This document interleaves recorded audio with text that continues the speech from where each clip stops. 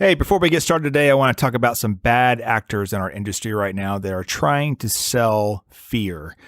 The annuity salesman is who I'm talking about. They're using fear of the past election, fear from market volatility, fear about losing money forever. And it's all to sell you a product that pays them the most money. We have done the math on these annuities. They don't make sense, especially the indexed annuities. You need to stay away. I have a white paper we've created just for you. If you've been pitched an annuity or if you have an annuity, go to our website, wiserinvestor.com. Scroll down to the bottom. We have a buyer beware. Why do they keep trying to sell you that annuity white paper?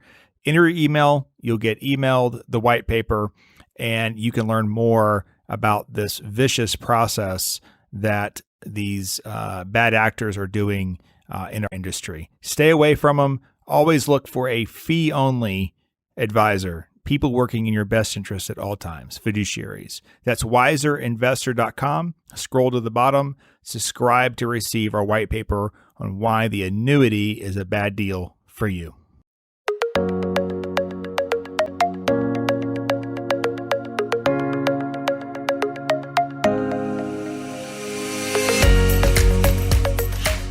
Welcome to the Wiser Wealth Management Roundtable, where we believe the best financial advice should always be conflict-free. I'm your host, Casey Smith. Guiding you to financial freedom are my co-hosts, Brad Lyons and Matthews Barnett. Hey, guys. Hi, Casey. How's it going?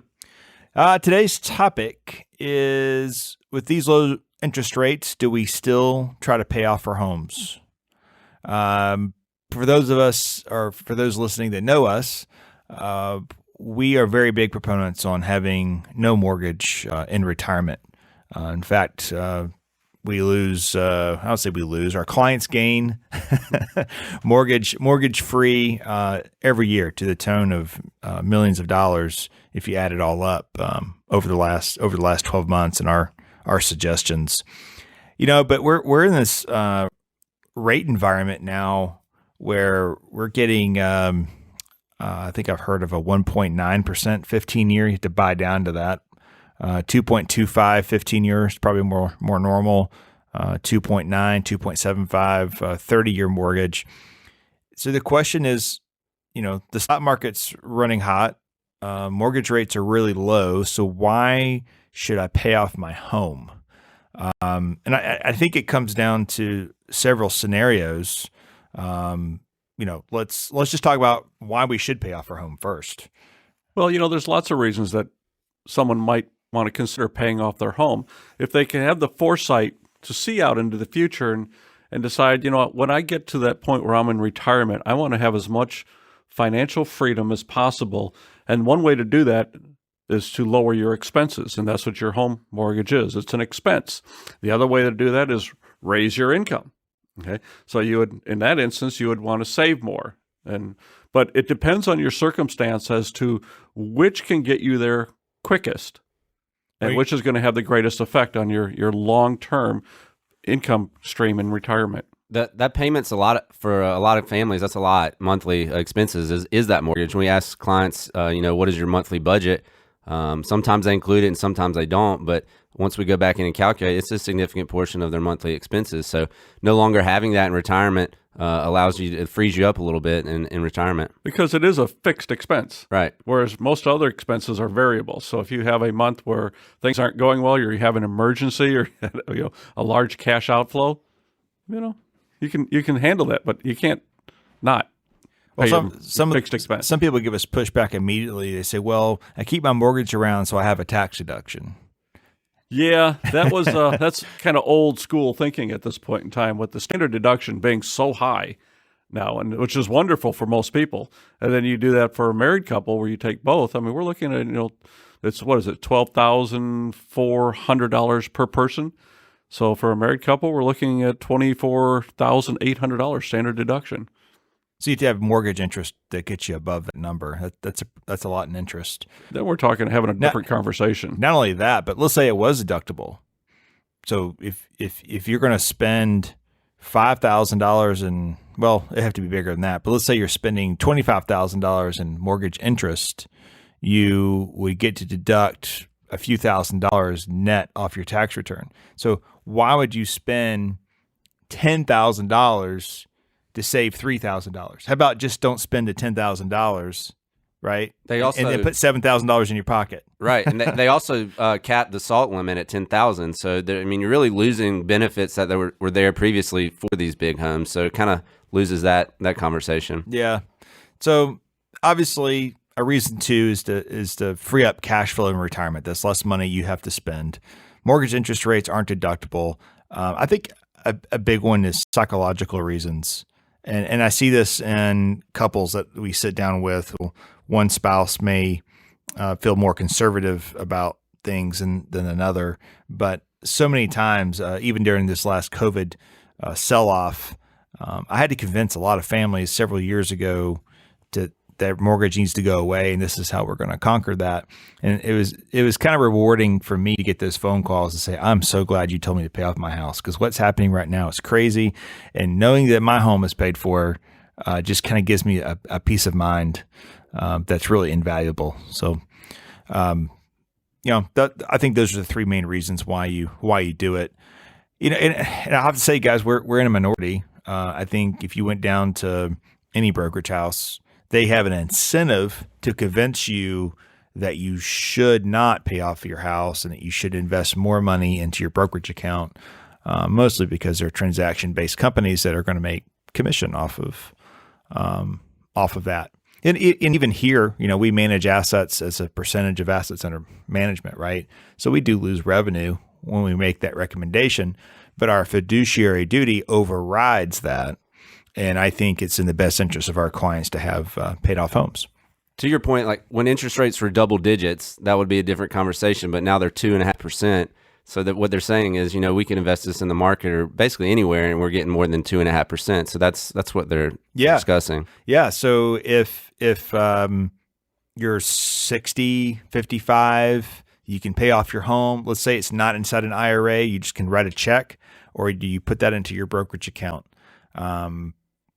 I think I would flip that on its head and say, if your home was paid off, would you take out a mortgage and go down to Mr. Broker and invest the money? Most people would say no, right? Yeah, I think that's a good point, because in a total household financial approach, that's effectively what they're doing. They may not think of it that way, but that's what they're doing. They're borrowing money against their house to buy more investments. Yeah. That's just margin. Right. Yeah. Right. I don't know if you should margin your place where you live. That's right. I don't know that's such a good idea. Now, there are exceptions to this. We can go past the mass affluent, which is net worth of 100,000 to $1 million. We can get into ultra high net worth, which is 10 million plus. I think ultra high net worth, it's a different game at that point.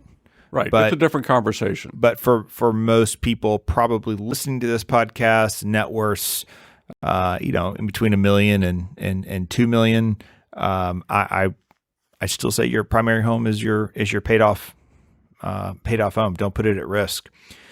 Something else you have to think about is how you pay it off. So if you don't have a whole lot of free cash, but you have a retirement account that is more than large enough to cover a paid off home and your standard of living going forward, you have to think about the tax implications. So this may be a reason not to pay it off.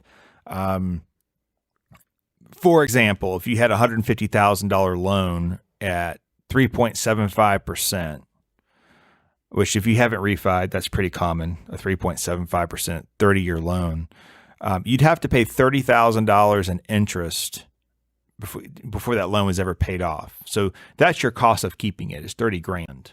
And the opportunity cost on that $30,000. Correct. Now, if you took money out of your 401k or an IRA to pay it off, and you had no other income, so you're not on Social Security yet, you don't have pensions, it's going to average out right now to be about 17% federal tax and plus your 6% state tax. So in the end, you'd have to pull out $194,000 to pay off a $150,000 home. So that would give you pause at that point to say, okay, do I still pay off my home even though it's going to cost me more in tax than it's saving me in interest? And you have to look at that closely. Interesting enough that when we run that through our financial planning software, it still has you pay off your home. It still says you have a higher probability of not running out of money before age 95 by still paying off the home, because you're freeing up that pressure on the portfolio to have to generate that mortgage per month, whatever that is, $1,500 for 30 plus years. I mean, that adds up. Yeah, if it's a new mortgage, Right. Correct. So even then, you still might want to go pay it off, because you're going to pay income tax on any withdrawal out of that portfolio anyway. And then if you're near the year end, you can always consider taking half of the mortgage payment out in December, and then half the mortgage payment out in January, and you could keep that tax liability lower that way too. But you're going to pull that money out anyways. So I don't even know if maybe that tax equation is even a one to even look at. But you do have to know that it'll cost you more if you pull it out of an IRA. And it depends on the situation too, what the mortgage payment is and how much they have saved in those accounts. I mean, obviously they don't want to withdraw 50% of their retirement accounts to pay this off. So as long as that's a smaller portion of their overall savings, then it's fine. True. And that's part of our calculations. Right. We'll run two scenarios. One is paid off home and one is not paid off home. And we look at, okay, which scenario generates the most income for the most cash flow, free cash flow for the retiree over their lifetime. Right, because they still need that portfolio and that nest egg to have those withdrawals in the future to live on. Yep, absolutely. Okay, so let's take it a step further. Let's say that we have to make a choice. Do I pay off my home or do I save more for retirement? Meaning that I don't have the cash to pay off my home, but I could probably throw an extra $1,000 a month at it or $500 a month at it. Do I do that, or do I save into my 401k or other investments? Well, it is an interesting question, because I think a lot of people will, take what's ever left over at the end of the month and maybe put down another $100 or $200 or $300 on their mortgage, as you mentioned. It really has to be considered, over the longest term of the loan itself, because if you have other smaller debts, car loans, credit card, student loans, etc., the effect of that $100 or $200 or $1,000 on your mortgage, which will get paid off in 20-some years, versus the effect of using that same money and paying off credit card, car loan, and student loan, needs to be considered. The shorter the term, the greater the effect of paying it down quickly. So if you have a credit card date, that term is 1 month. If you pay that off, the next month you realize that amount of money in your discretionary income the very next month. If it's a student loan, and it's a 10-year student loan, if you can pay that off faster, you realize that discretionary income in your circumstance in 10 years rather than 30 years. And then that money at that point in time could be used to pay off more money on the mortgage. So it's attacking, the debt that's going to give you the greatest effect in your monthly income the quickest.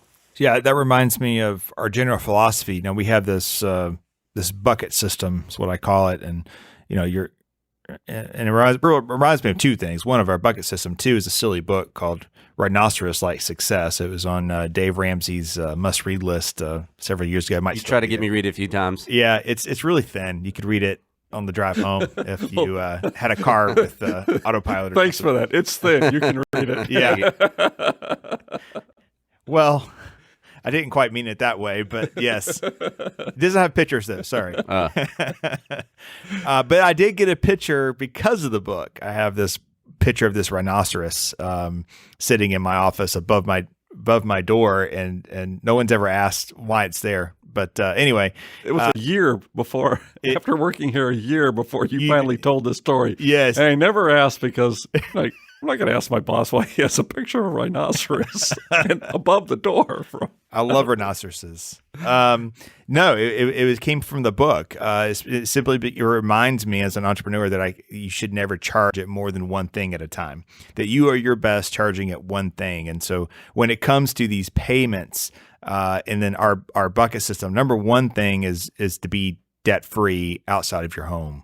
So if you're sending an extra $100 a month to the mortgage and you're sending an extra $100 to the 18% credit card that you have, you need to consolidate and send $200 to the credit card. Focus on one thing. So one, eliminate all credit card debt. Two, go after car loans, right?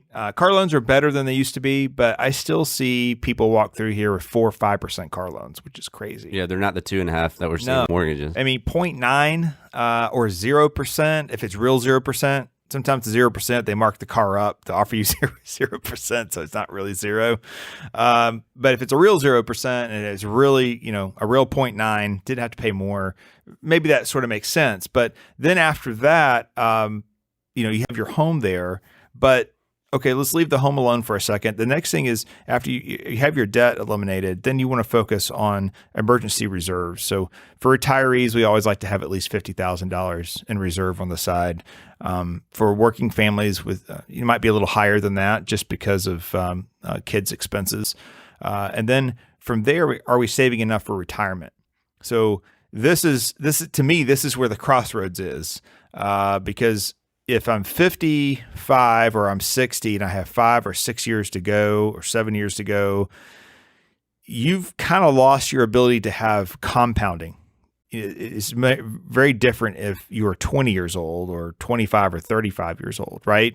So maybe taking all your resources and eliminating the mortgage is going to free up $1,500 to $2,200 a month in retirement. That is worth more than you having to save an amount to pay you $2,200 a month. And you can't guarantee the market would be up those short-term years in the near future, but you almost could if they're 10, 20 years out that would be up. So exactly. It's a little different story. Exactly. So paying off your home prior to your retirement is very important. Now, if you're a younger person, I like 15-year mortgages. I look at when we refi, the cost of a 15 versus the cost of a 30 is a huge difference, even in these lower interest rate environments.